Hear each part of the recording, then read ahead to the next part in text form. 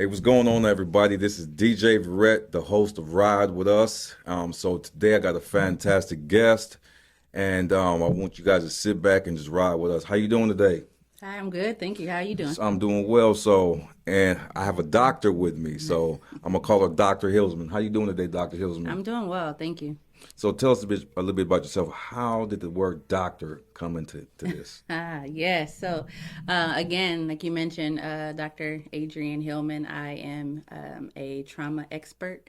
Um, got my doctorate in public safety and victimology. So, just working with survivors in the community that suffered tragedies due to violence, due to assaults, being unhoused, a plethora of things. But yeah. Okay. So what brought you here today? I'm here to help kick off the You Can fundraising campaign. Super excited about the work that's being done Mm, in these offices. I'm such a big fan since I've come on board with You Can. I've come to know all of the great things that have happened in this room in these walls. So much of You Can is known in the streets for being outreach, mm, especially on Skid Row, the bright yellow t-shirts and mm, handing out things, but there's a lot of work that is done behind closed doors, and that's in this building where there's classes and mm. a lot of the services that are being provided. So I'm such a big fan and I'm excited So what about is where your it's role going. in UCAN? I'm currently the board chair, Mm-hmm. so I am super excited to lead the charge from the advisory board standpoint. Just looking over and just making sure that you can continues to survive the next 10 years, 20 years, and scale up as much as possible because there's such great things happening here. Yes, one of the things when I first started UCAN Urban Community Action Network, um, I would never thought that I'd be in the position that I'm in today. I'm a dude from the streets, Mm-hmm. raised at a disadvantage. Mm-hmm. I joined a neighborhood fraternity, Absolutely. and I lived in the gated community Mm-hmm. for 17 out of 20 years. Mm-hmm. And that gated community was a dangerous community, Yeah, you know, where you got 2,500 men, everybody is an alpha. that's correct. And there's a lot of trauma that comes in of not just living in the penitentiary, but there's a lot of trauma of being incarcerated for decades. Yeah, definitely. What a lot of people don't know is how I got my start in this work. Mm-hmm. I've actually was a member of the gated community, but on the other side. Mm-hmm. So very early off in my collegiate career, I interned for the prison. I did Mm-hmm. 2 years Mm-hmm. doing intakes Eight and hours a day. yeah, yep, 8 hours a day. But the thing is, the difference is I got to go home. Mm-hmm. I realized quickly that that's not what I wanted to do. I wanted to be on the outside. I wanted to do reentry because by then it was too late. Mm-hmm. I wanted to be able to make a difference in the way that folks make decisions and then to also help them understand the decisions that they made and why they made them. A lot of people, when it comes to trauma, just kind of manage, Yeah, but don't heal from it. mm-hmm. So that's my, mission in That was life me. is to just work with community and help folks understand like where they are and know that they don't have to always be there. Like you Mm-hmm. can get out of it. You can, take what's happened to you and move forward. Mm-hmm. We don't forget the things that have happened to us, but what we do is embed them into our lives and grow and move forward. And that's my goal is to help the community grow from the things that have happened. Yeah, it's one thing about trauma. Growing up at a disadvantage, you see a lot of violence. Absolutely. And myself, I'm a victim of violence myself. Of joining the neighborhood fraternity. Mm-hmm. I Mm-hmm. got shot in the back, and I never knew that I was a victim. Correct. I only thought that I got caught slipping. Yeah. Yeah. The trauma of being a 15-year-old boy, because my homeboy, who was with me, his name is Marlon Haynes. He got killed in 1985. Mm. He got shot in the back of the head, and I got shot in the back. Okay. So I didn't know what happened. He just fell forward, and then next you know, my back gets really hot, Mm-hmm. and it was a drive-by shooting, and it took a long time to heal from that Correct. because when I'm living this particular lifestyle. Joining the neighborhood, joining the hood, joining the set, basically, right? Yeah. Is we take anybody. We take anybody. There is no. We just come on, come on, Yeah. and like I was speaking with one of the case managers. His name is Michael. He was like, man, if you're gonna join an organization, but the initiation is getting your ass whooped, Correct. think different about that. Mm-hmm. But I didn't think different about that. But as I was saying, was I never healed from the trauma Mm-hmm. from watching my friend die, watching going to multiple funerals, especially during the summertime, um, substance use, mental health, um, the big homeboys going to the county jail or going to the penitentiary, getting out on swole. Mm. And that's what I wanted Mm-hmm. because when the homies were getting out, they were looking like buffed up superheroes with tattoos. Mm-hmm. And they were glorifying the county jail. So everybody wanted to go to 4800 back in the Yeah. 80s, Yeah. right? So this is trauma, trauma, trauma. But I want to share with you real quick is that genetics Yeah. load the gun, Yeah. Yeah. but the environment pulls the trigger. I definitely agree with that. One of the best ways to figure out like genetics is through the ACEs. There is just a quick, small 10 question test that we can take as individuals to learn You how say ASAM? ACEs, Oh, ACES, okay. ACEs. Where we can learn how the things that we grew up with, how big of an influence they'll have on us. And it'll Mm-hmm. tell us predictors to whether or not substance abuse or predictors to just all kinds of diseases in our body, just based off of the things that we've lived through as children.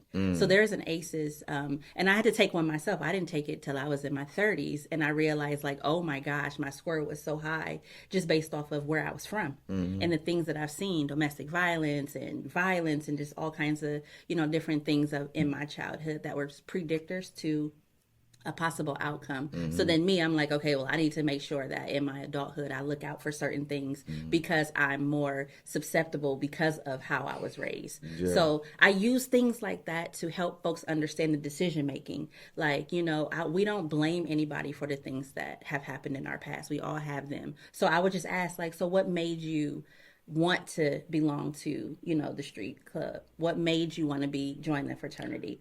Like we would Yeah. start there and then we would kind of go through because my goal is to help you understand why you made the decisions. Now we made them, but why? Like why you made the I'm decisions, gonna and tell then you. we'll talk about healing. Yeah, I'll tell you about how because I found acceptance, companionship, and Correct. understanding. Absolutely. Acceptance. Absolutely. I was accepted. Yep. Like many others were accepted. Yep. I got companionship, Yep. right? So where the homies at, Mm-hmm. and I got understanding.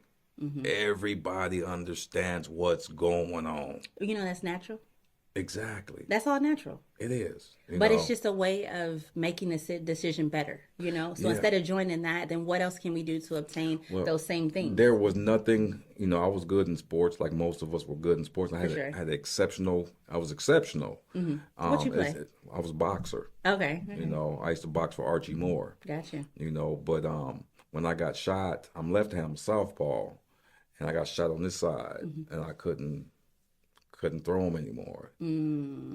So what happened was, Yep. Had to find something else.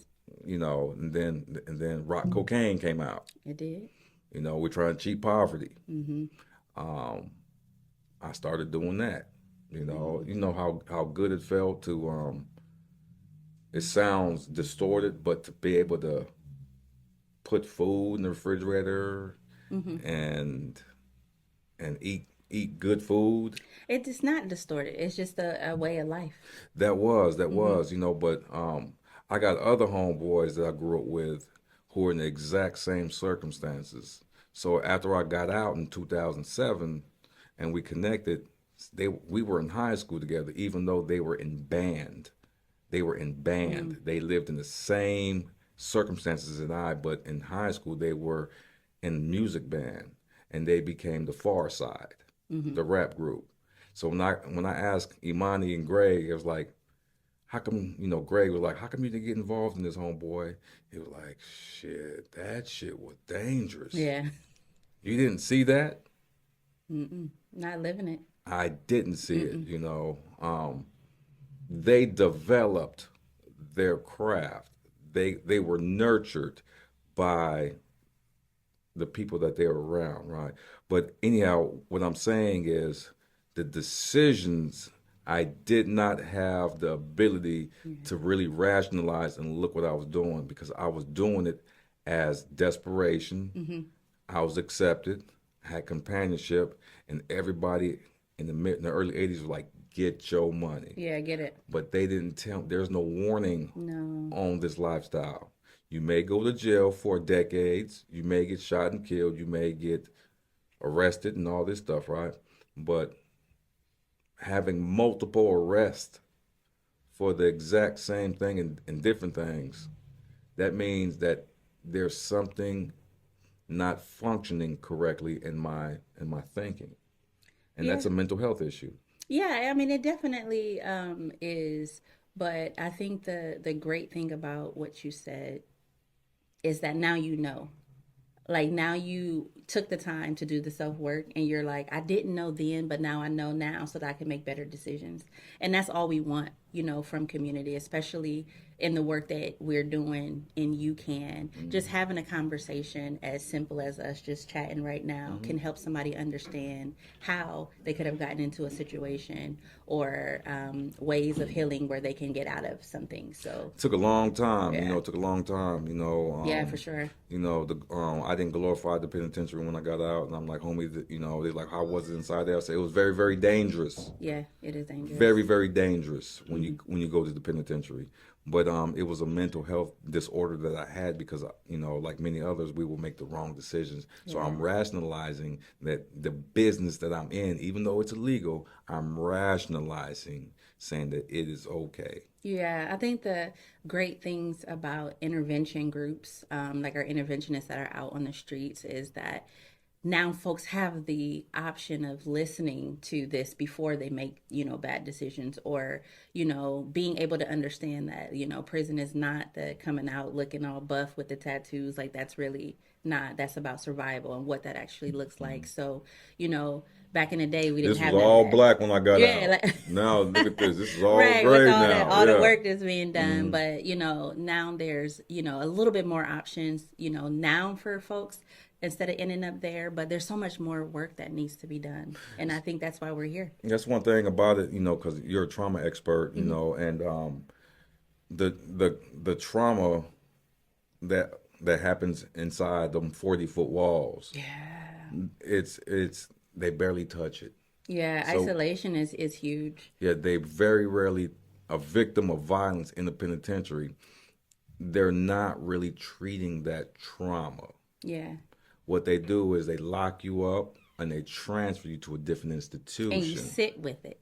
And you sitting back, so the trauma is not, because I've seen some horrible stuff on the inside. Oh, I have to. And by Yeah, seeing definitely. that, like sitting in like this close, somebody come up and just stab this dude in the chest. They're not after me, but they're after him. Yeah, But he's just happened to be standing next to me, and they blast him with that knife. It's like, what I gotta do? I gotta walk away. and carry that with you, and it doesn't leave.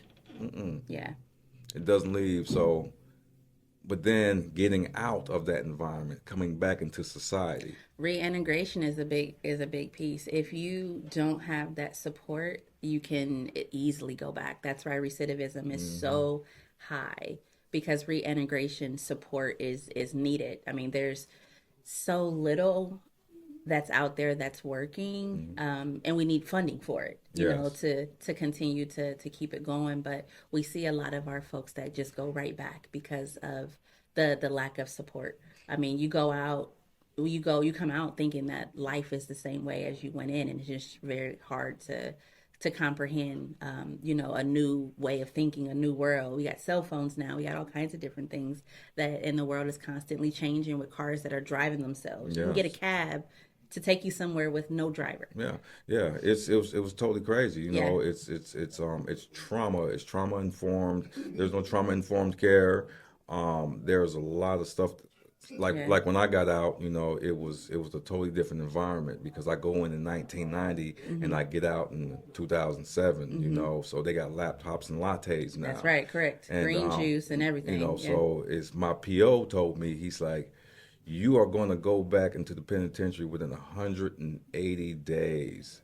And I said, why did you say That's that? horrific. And he's like, because if you spent a lot of time in the penitentiary and you don't have you didn't finish high school, so more than likely you're going to go back. But he didn't know that I was getting outside support and Yeah, outside that's right. help. That's right. I never And that's talked key. about it. Yeah, that's very key.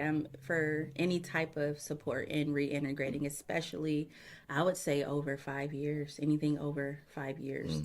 You know, between 1 and 5 years, the chances are higher of you succeeding. But anything 5 years and older, that support is key, especially in being able to find a job, somewhere, you know, to lay that's safe. You know, sometimes these, you know, some halfway houses are amazing, but then we have some that, you know, kind of produce more Yeah. criminals than anything. They do, they do. You know, it was a big deal. There's only one thing I changed. What's that? Everything. Yeah. I changed everything. And because of my undeveloped mental health of decision making, that's why I always drank and used. Gotcha. Yeah. Self Yeah. medication. Yeah. And we do a lot of this self medication. A lot of folks don't really see the two, that how they're connected. But self medication is definitely something that's high, especially in you know, our culture. So yeah, we're leaning more into trauma informed services because folks are now really starting to understand the significance to having mental health treatments, especially coupled up with unhoused services or whatever the case is bringing into, you know, that mental health stability part, because it's all in education for me. It is. I'm not a big fan of pushing, you know, medications. That there are, you know, some folks that may need that extra support, but it's the foundation is in education. If you don't know what's happening internally, it's going to be hard for you to heal and produce outwardly because you don't know what's going on with your body, your decision. We talk a lot about the flood of hormones and like I'm fine 1 minute and then I'm just insane the next minute, and like understanding triggers and what triggers do to your body and how you know, how just over time, you know, things can get worse if untreated. Yeah, it was I sought the help, you know, because I Absolutely. would sit back, especially in my later years of the penitentiary, I'll sit back and watch people just return, talking about it's hard It out is. here.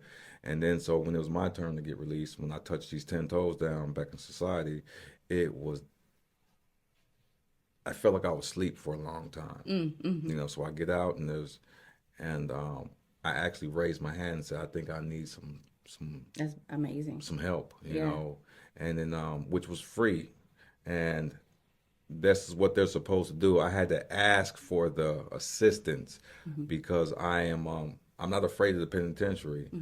I'm afraid of society. Yeah. Right. So let me ask you, in making the decision to ask for help, and how could you encourage someone that's watching this now? How could they ask for help?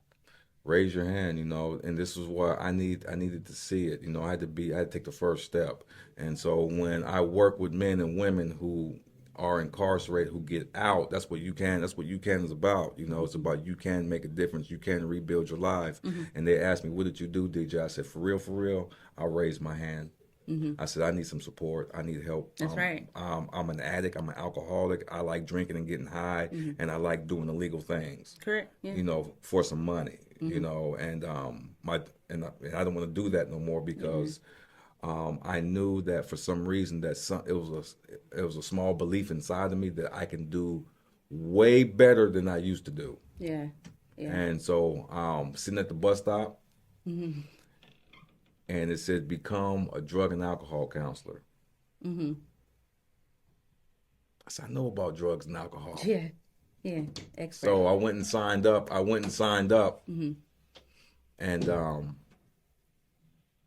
I became a drug and alcohol counselor. That's amazing. Yeah. I did that, and I got a job as a case manager, and then especially in reentry, when homies is getting out that I did time with is on my caseload. Yeah, yeah. Because And now you know, right? yeah, and they would see be like, Ghost, like, yeah, dog, I'm gonna do your treatment plan for you.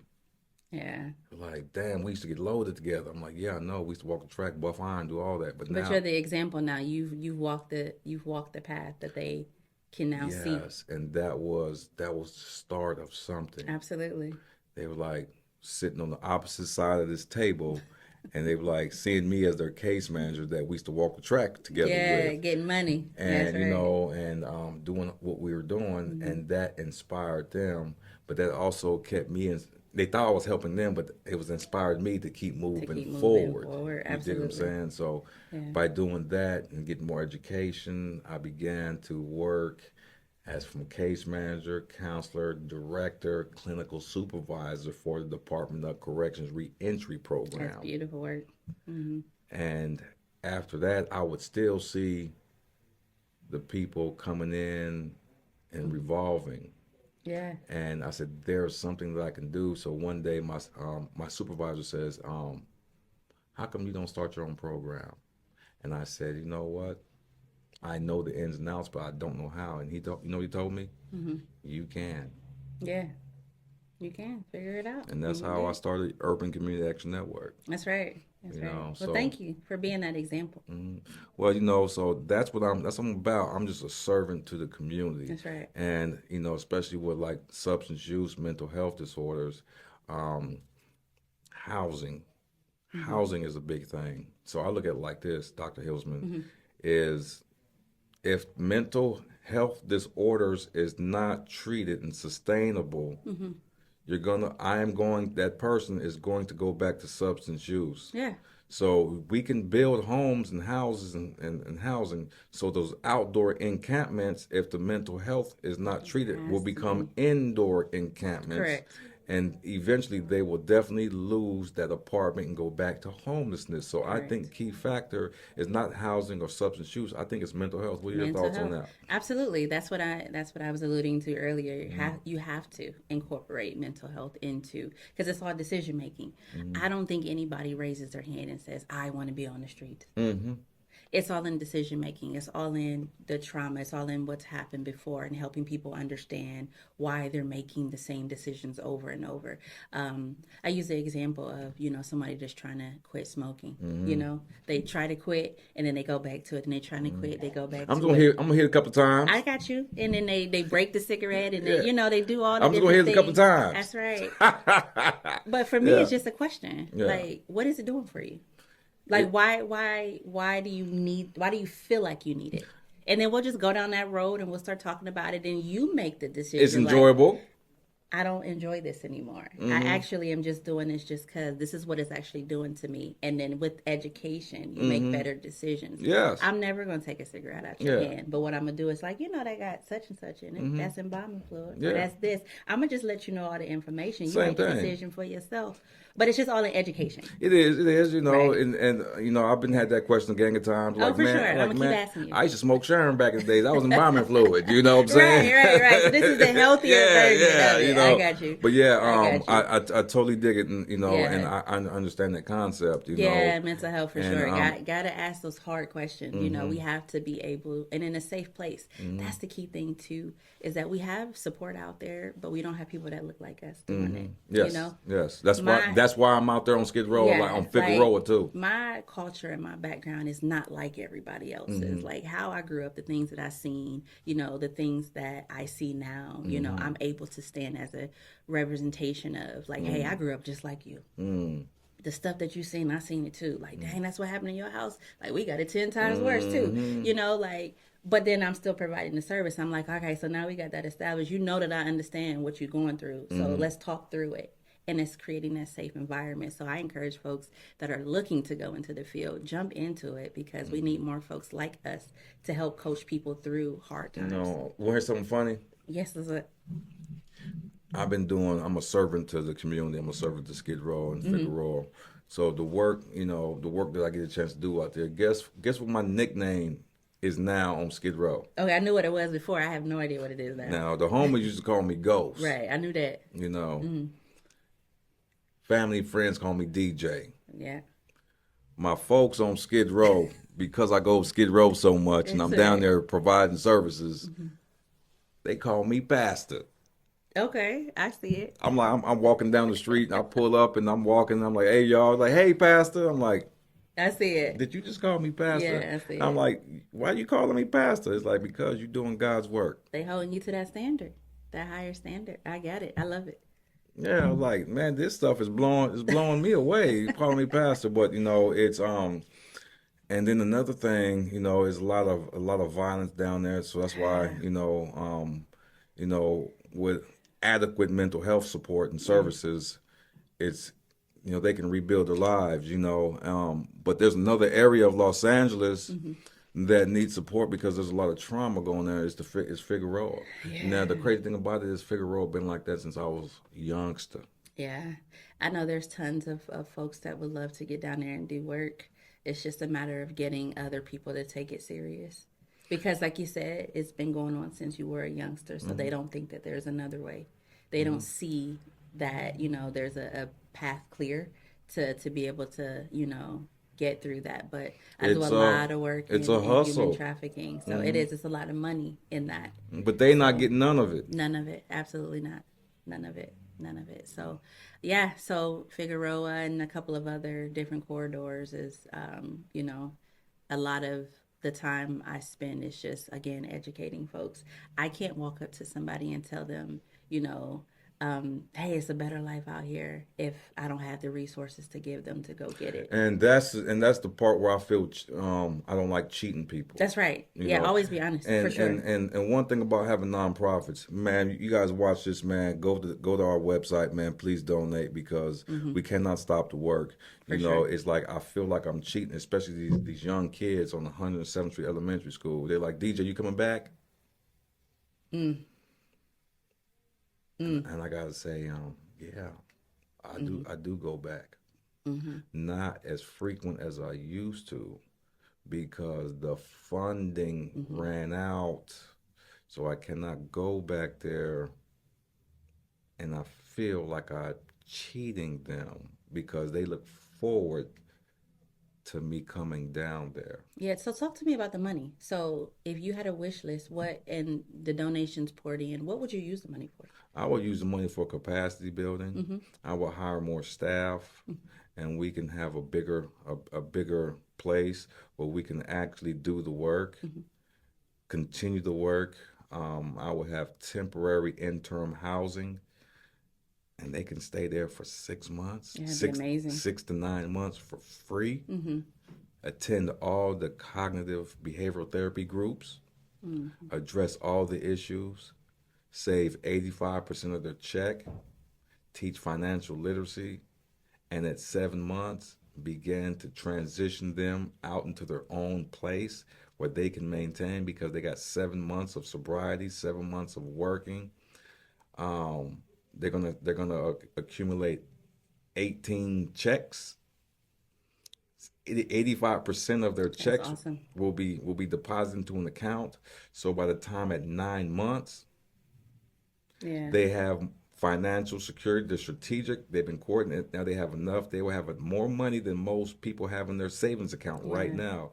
And all they got to do is continue to maintain that. Yeah. Maintain that aftercare is very important. And we know it works because we have folks that That's have me. come through That's me. and have said, all of the amazing things that have happened here Yeah. and got them on their feet and they're doing wonderful. So Yeah. we know that it works. So We yeah. know it works, and I could not do it by myself, Mm-hmm. So I'm glad that you're a part, because I do need direction, on a lot of different things. I'm good at it being in the That's streets. right.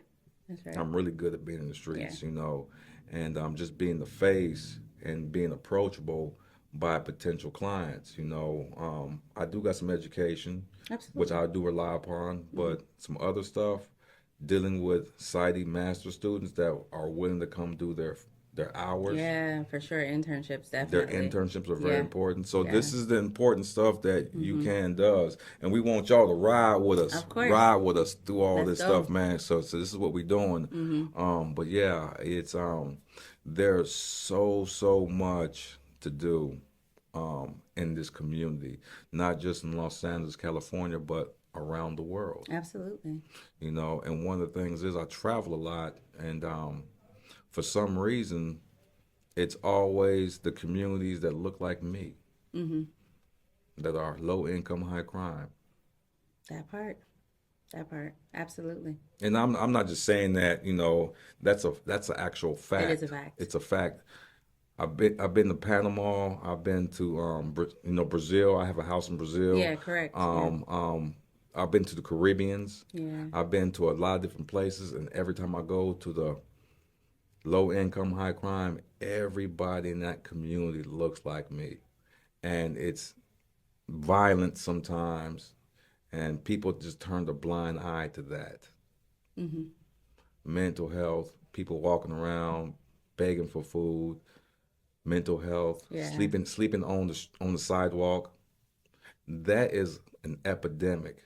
Yeah.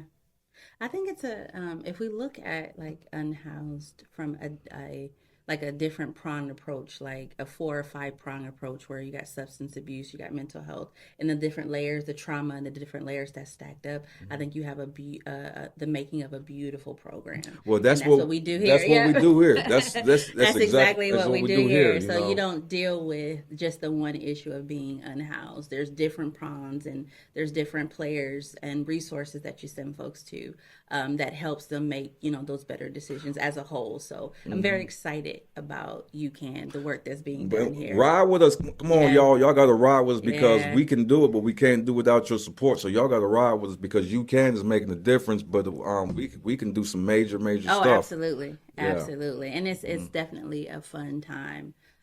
You know, just being able to just get out in community and meet your neighbors. I mean, you know, these are folks that are just like us. They are. You know, they eat every day. They go to sleep every day. The same things that we do, and it's just, you know, it could be one bad decision, you know, that has landed them there. It could be multiple, but you know, our mission is to, you know, get folks back on track. We don't do the work for them, but we definitely get them set up for greatness, and It's it works. support. You know, one person was sleeping. His front door was a zipper. Yes, correct. And I told him, I said, man, the goal for you, dog, is to have the keys to your front That's right. door versus your front door being a zipper. Mm-hmm. And he sit there and said, damn, Yeah. ain't nobody never told me no shit like that Yeah. before. Yeah. And I said, dog, that's real stuff. He said, I do want keys to my front door versus my front door being a zipper. That's right. So I don't know. Do we got guess? All right, hold on. We're filming, man. Excuse me. The work doesn't Excuse stop. See, we're trying to do this podcast right now. We got everybody knocking on the door right No, now. it's awesome. You We know, love the support. Hey, yeah. come on down. Yeah, come on down. too. Yeah. So we've been on here for about 35 minutes, and this is a really good conversation Yeah, that it's we're great. having, and so Yeah, so much more. So much more. Join, subscribe, continue to come back. We'll keep, you know, updating you, but we rather you get involved so that you learn the information yourself. So how can we reach you, Can? you know what? Social media. We have, you know, UCAN LA social media. We have our website, UCAN LA. You can definitely donate. You can volunteer every other Sunday. We're down on Skid Row. Yeah. We would love to have, you know, your help and support with that too. And then just share. You know, share this with, you know, somebody that you think may be of great support, whether it's an organization or a funder. We definitely, you know, need the funding. But yeah, just get involved, reach out to us. And as you see, you know, we have a lot of fun with the things that we do. And then we'll continue to show up for you as you show up with us. That's what I'm talking about. So again, we got Dr. Hillsman, you know, and we appreciate you right here. So she's like, call me Adrian. I'm like, no, I'm gonna call you doctor. All right, I'm gonna call you all doctor. right. But you know, My name is DJ Verrett. You know, everything we were talking about, what she was talking about, some real stuff. We want you guys to ride with us. Please visit www.ucanla.org. Join our newsletter. Hit us up on Instagram at UCAN_INC. Follow us, support. Hit that like button. Make a comment, and also, most important, we can't do this because we're a nonprofit. Hit that donation. Absolutely. My name is DJ Verrett. Thank you for riding with us. Peace.